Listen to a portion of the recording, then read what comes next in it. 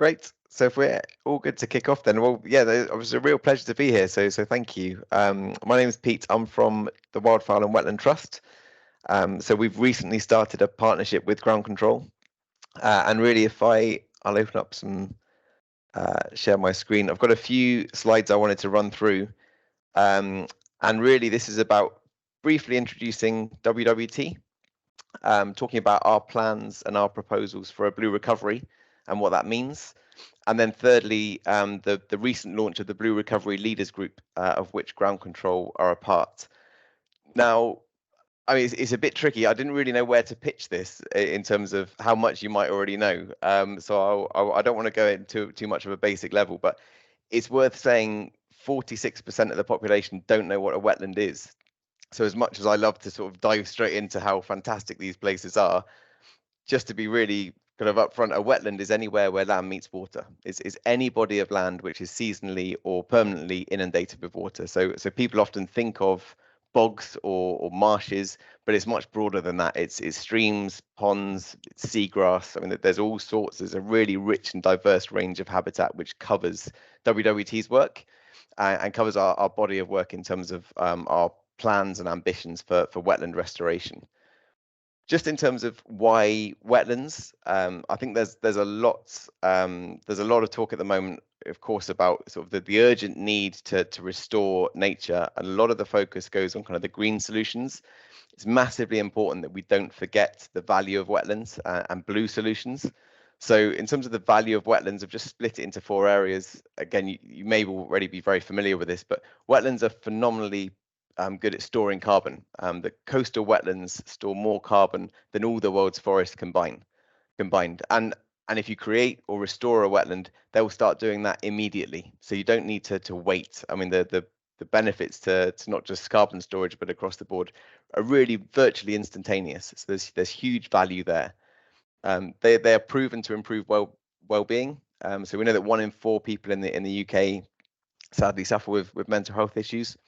Through WWT, one of our areas of work is a blue prescribing service where visits to our wetland centres are actually prescribed by GPs, and they've been proven to deliver huge benefits and massive cost savings as well to the NHS, is that kind of nature-based solution of getting people out and enjoying nature as a way of improving their mental health.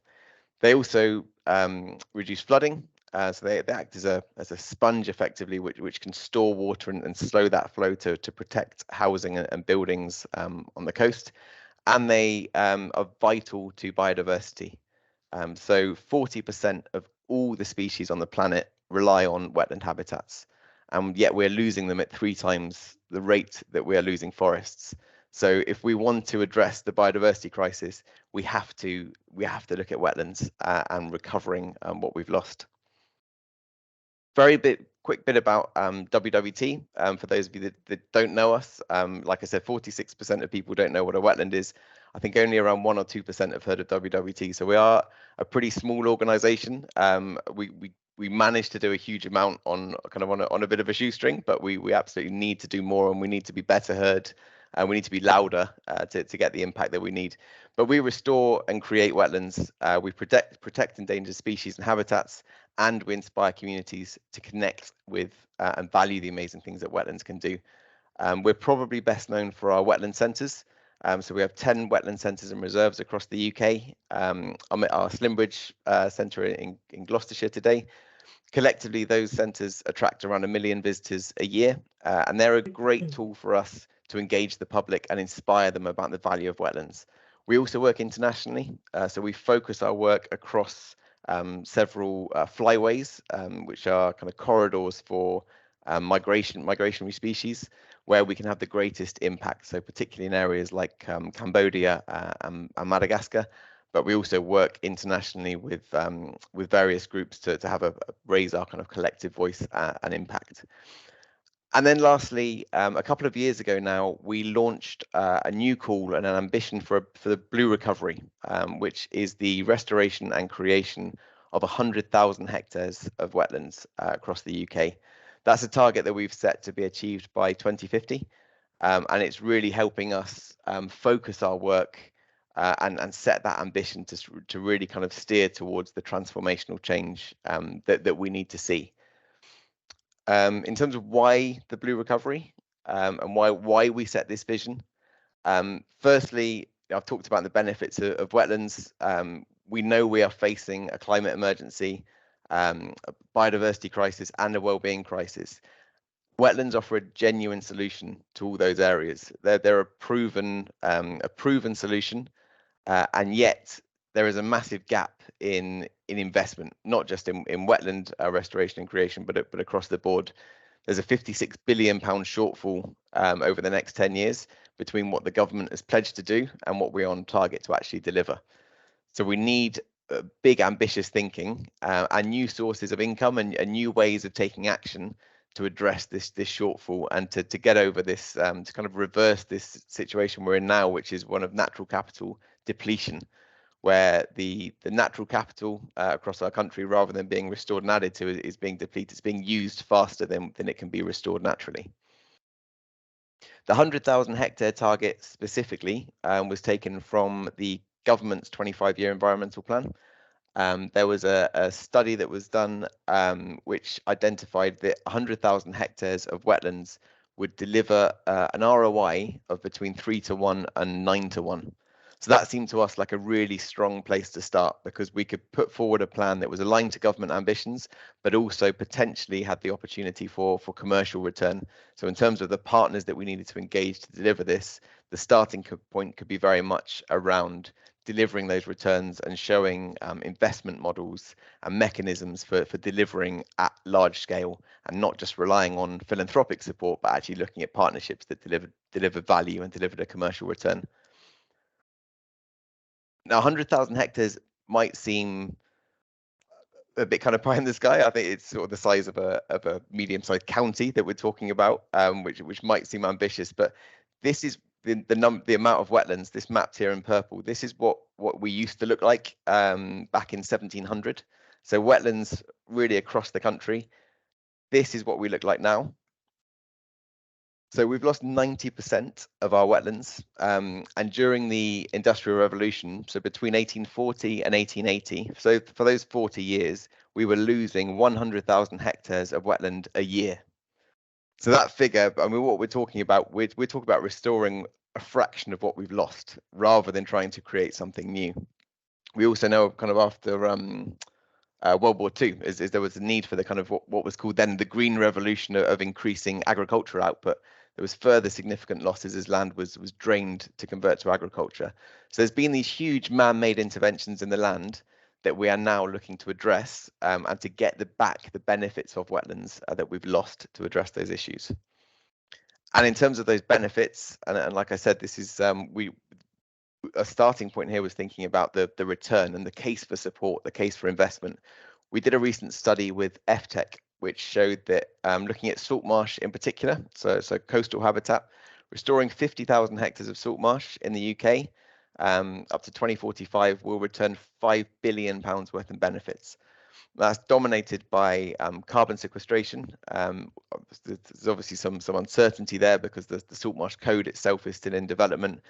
Carbon credit prices are obviously very volatile. So I mean, there's a large range of what the true figure might be, but certainly there is a huge potential in the carbon market from salt marsh restoration and creation and managed realignment schemes, but also food provision, flood risk management, recreation and tourism, improving water quality, looking at nutrient credits, looking at biodiversity net gain.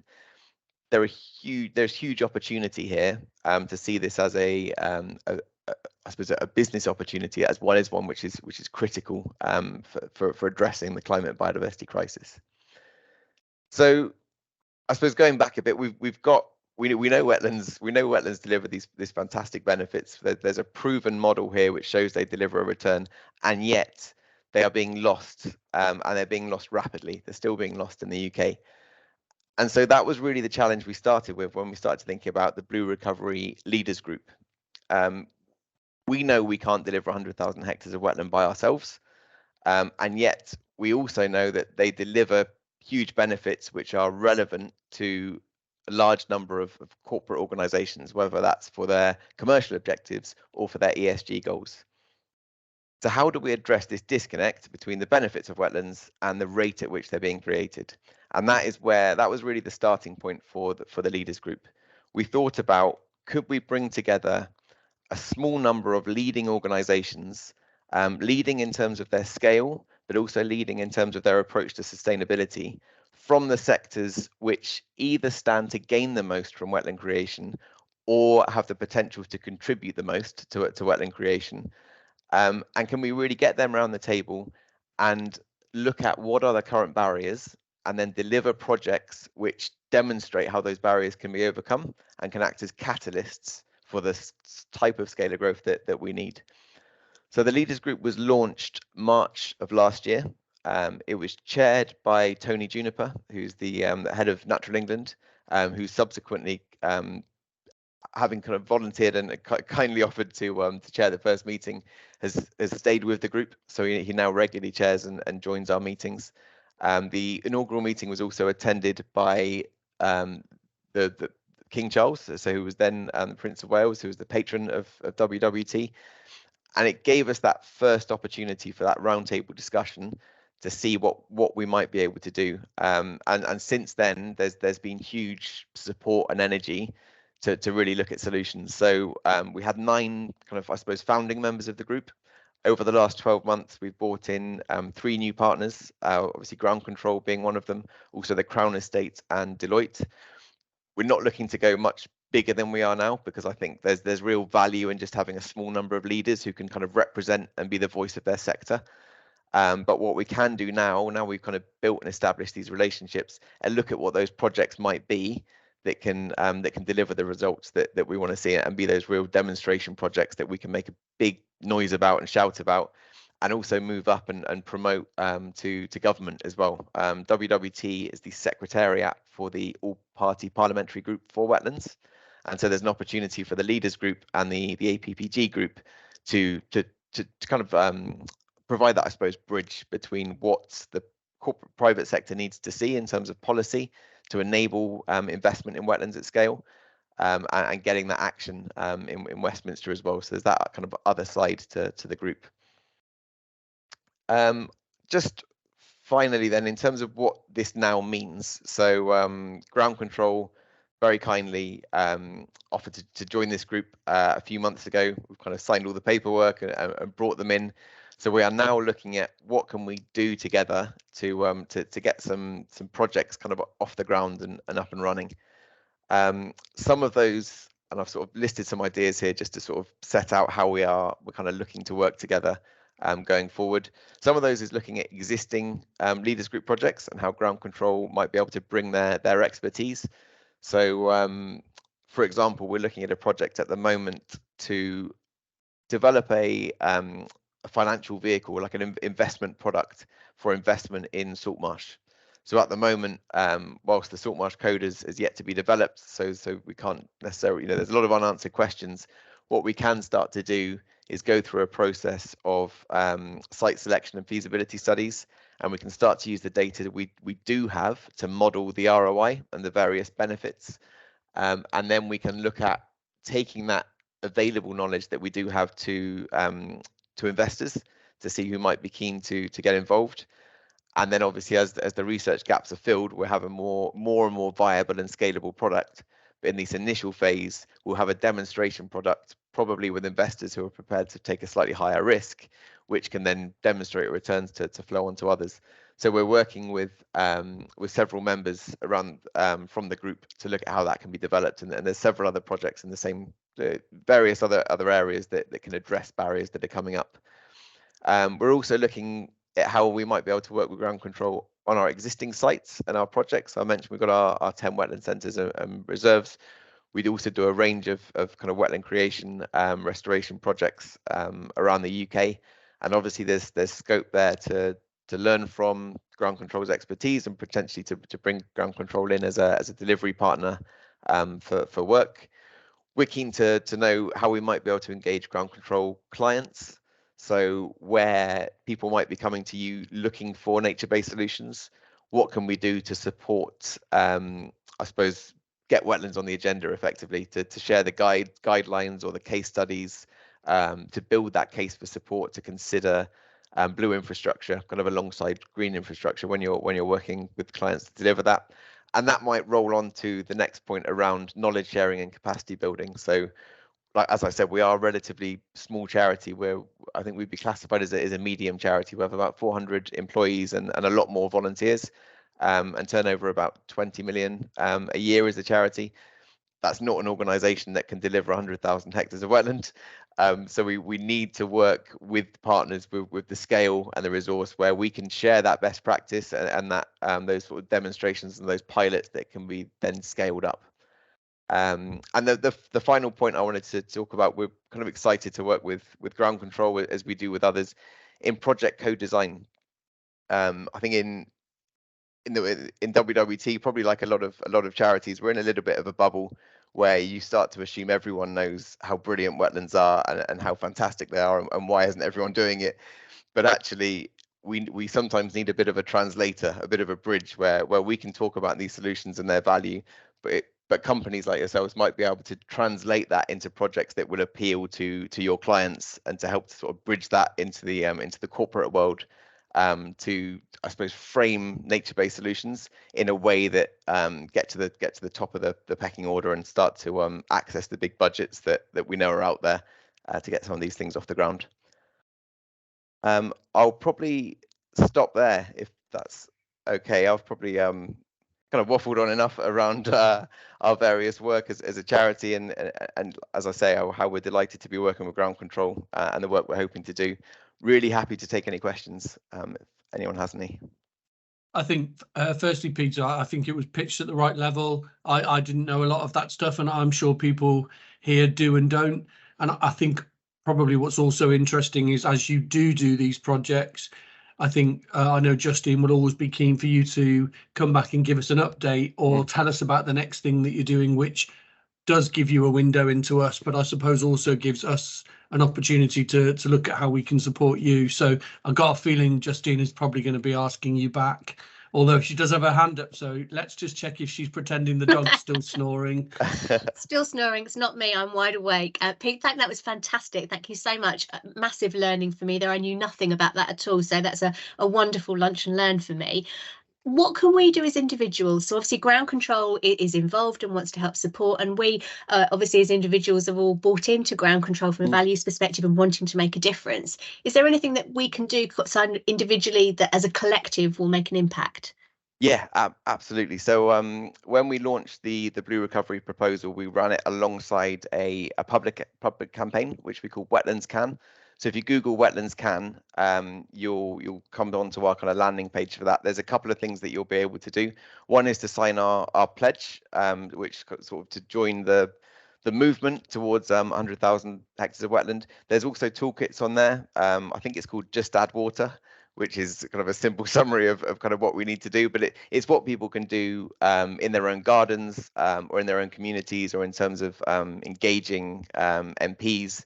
Those kind of ideas are all kind of set out there. But yeah, absolutely. I think a lot of the stuff at a kind of a garden or in sort of home level, there's sort of relatively small interventions you can make that make a really significant difference.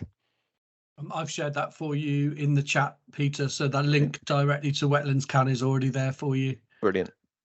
Perfect. So yeah, sign the pledge. I think that would be a great place to start, and then you'll hear more from us in terms of those updates as well. That by kind of signing up to that, you can hear about the progress that we're making.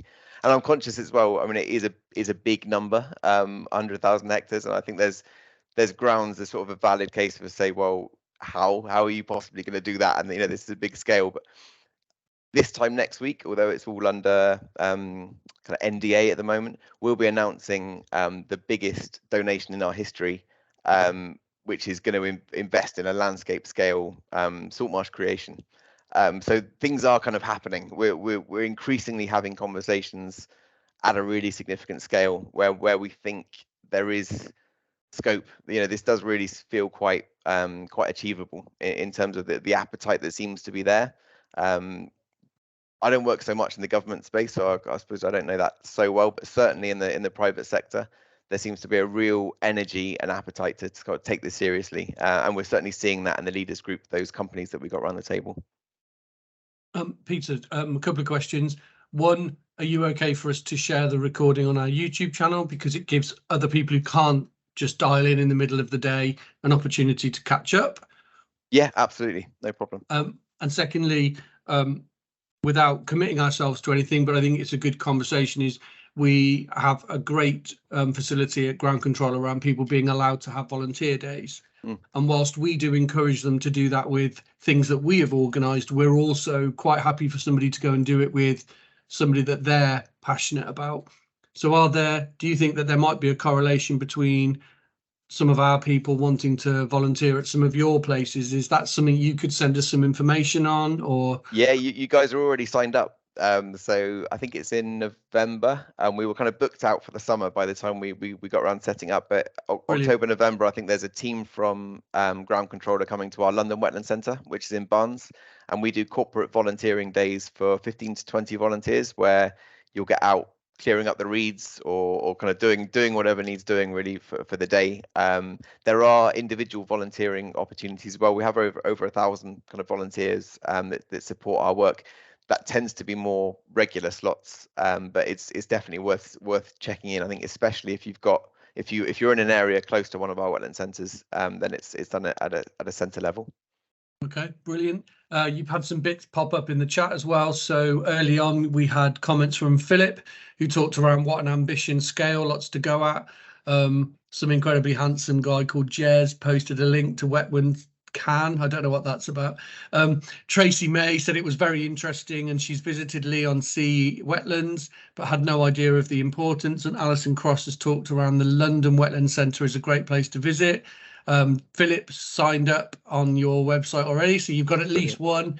I personally have been to Slimbridge several times, both alone with a dog and with children, and it's been really cool each time. And it's not even necessarily like my thing, but there is something really quite calming about the place. So I'll just open it up to anybody else who is listening. If you want to ask a question, you can either do the usual unmute. That would not be the right thing. So unmute, then chat, or you can type something in the comments. And if there aren't any, we're coming up towards the end of the time we've stolen from Peter anyway.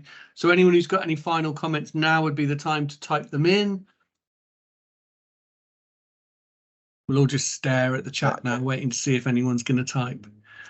While we're waiting for that, Jez, I just want to say, Pete, I was really surprised. So I'm an Essex dweller, and really surprised at how much wetland from East Anglia is missing from your original map to now. It was incredible, the difference. It's huge. I was the same. I joined the charity a couple of years ago, and I had no idea either. The scale of the loss. To have lost 90% of our wetlands, and actually as a country we are bottom of the league table in terms of G7 and G20 countries of biodiversity loss. Wetlands is a big part of that. I think we're in the bottom 10% globally in terms of countries who have lost their biodiversity. So we've huge amount to do, but there's a huge amount to go at. I think when we're talking about restoration rather than creation, everything's already there. Where I am now in Slimbridge, the farm adjacent to us, we installed some wetlands just in the fields there, and within 2 or 3 years there were wetland plants blossoming which hadn't been planted. The seeds had been dormant for centuries. They'd been in the soil and they were there just waiting for that bit of water to really come back. So there's real hope there. The speed of regeneration can be really rapid. We just need to give it a chance. We do, and being bottom of the list gives us the greatest opportunity, doesn't it? Yeah, absolutely. Cool. So you had a few more people just chipping in and saying thank you, and it was really interesting. So I think thank you so much for giving us the time, Peter. We will wrap this up, we trim it, and then we'll get it on YouTube. I'll send you the link as well, just in case you wanted to share it with your own team to show people what you did. And there's that cringy moment where you get to watch it back as well. So thank you very much. Thanks for helping us out, and I'm sure Justine will be in touch for getting you in later on to come and give us a bit of an update. Brilliant. Well, thanks very much for having me. Thanks for the rest so of your days. Bye. Thanks everyone.